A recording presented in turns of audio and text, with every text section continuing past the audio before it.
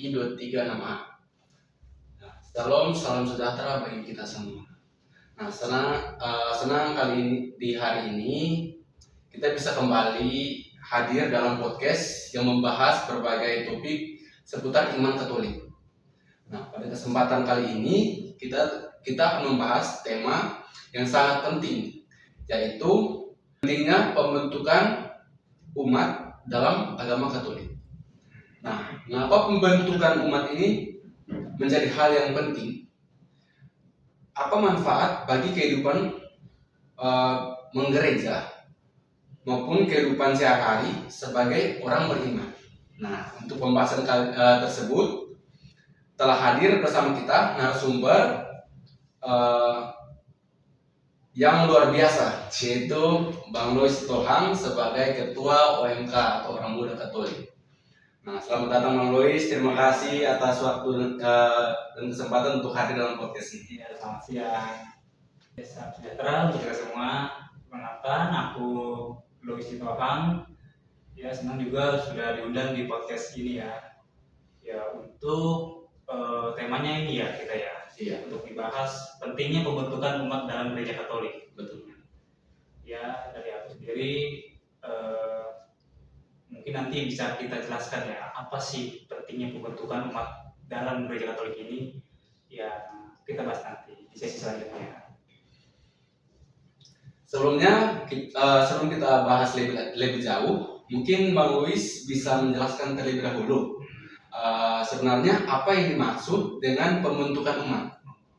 Ya, jadi pembentukan umat ini adalah proses pendampingan dan pembinaan iman yang dilakukan secara terus-menerus agar setiap umat semakin mengenal Kristus. Nah, memahami ajaran gereja serta mampu menghayati dan mewujudkan imannya dalam kehidupan sehari-hari. Ya, jadi bukan hanya menambah pengetahuan tentang agama aja, tapi juga membentuk karakter, sikap hidup dan spiritualitas sehingga menjadi murid Kristus yang dewasa dalam iman. Jadi gitu untuk pembentukan umat dalam gereja Katolik. Kalau boleh tahu, mengapa pembentukan umat menjadi suatu hal yang penting dalam gereja Katolik? Ya, karena iman tidak cukup hanya diterima kan, tapi juga perlu terus dipelihara dan juga dikembangkan. Nah, jadi melalui pengembangan umat ini, seseorang akan mengenal ajaran gereja, semakin memahami kitab suci, juga memiliki kehidupan doa yang lebih baik, dan juga menjadi pribadi yang siap melayani sesama. Jadi pembentukan iman juga membantu umat agar tidak mudah terpengaruh oleh informasi atau ajaran yang bertentangan dengan iman Katolik yang beredar di zaman sekarang lah kan gitu udah banyak. Jadi ya itulah fungsi pembentukan iman gitu kata Gerland. Kalau ini boleh tahu, apa saja bentuk pembentukan umat yang biasanya dilakukan dalam gereja Katolik? Ya, yang aku tahu sih bentuknya kayak sangat beragam lah.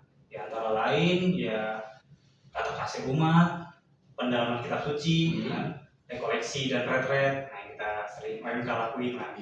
Terus pendampingan juga dalam OMK, kursus persiapan perkawinan, pendampingan keluarga dan masih banyak lainnya kata Gerland. Jadi semua kegiatan tersebut juga bertujuan untuk membantu umat semakin bertumbuh dalam iman. Itu Bapak. Nah, kalau di era digital sekarang, Bang, apa tantangan terbesar dalam pembentukan iman? Yang ku rasain ya di OMK ini ya masih banyak sih tantangannya yang cukup besar ya. Dari kesibukannya, ya, dalam bermasyarakat kan mereka juga bersosialisasi ya. Terus juga pengaruh dalam media sosial juga tuh Kak Gerland pengaruh. Terus juga banyak informasi yang belum tentu benar. Nah, itu tantangan cukup berat sih menurutku.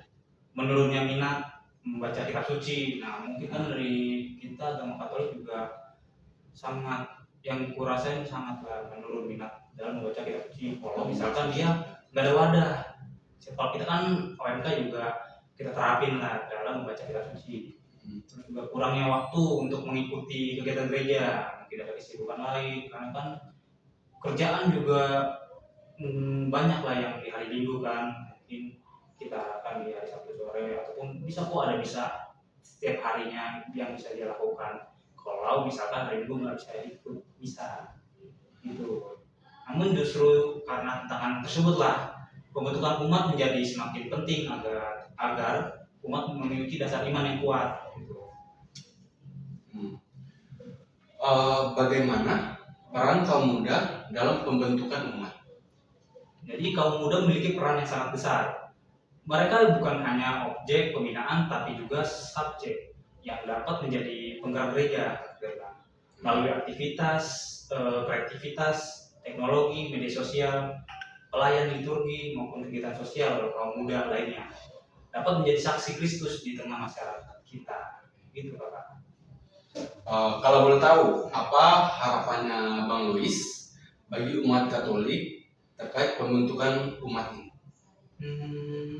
Harapan saya sih semoga semakin banyak umat yang menyadari bahwa pembentukan iman bukan hanya untuk anak-anak atau calon baptis ya Pak Galang, tapi merupakan proses seumur hidup.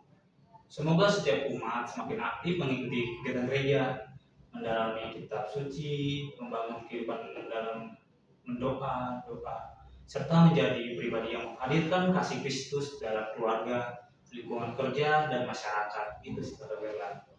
Harapan saya. Seperti itu ya. Terima kasih Bang Louis atas penjelasan yang sangat inspiratif. Nah, dari perbincangan kita hari ini, kita belajar bahwa pembentukan umat merupakan proses yang terus berlangsung sepanjang hidup ya Bang. Nah, melalui pembinaan iman yang berkelanjutan, kita semakin mengenal Kristus, memahami ajaran gereja, dan mampu menjadi saksi kasih Tuhan di tengah dunia. Nah, dalam pembahasan ini dapat menjadi motivasi bagi kita untuk semakin aktif dalam kegiatan gereja dan terus bertumbuh dalam iman. Nah, saya Irlan selaku host mengucapkan terima kasih kepada Bang Louis dan kepada seluruh pendengar yang mengikuti podcast kali ini. Tuhan memberkati kita semua. Shalom. Shalom. Bye-bye.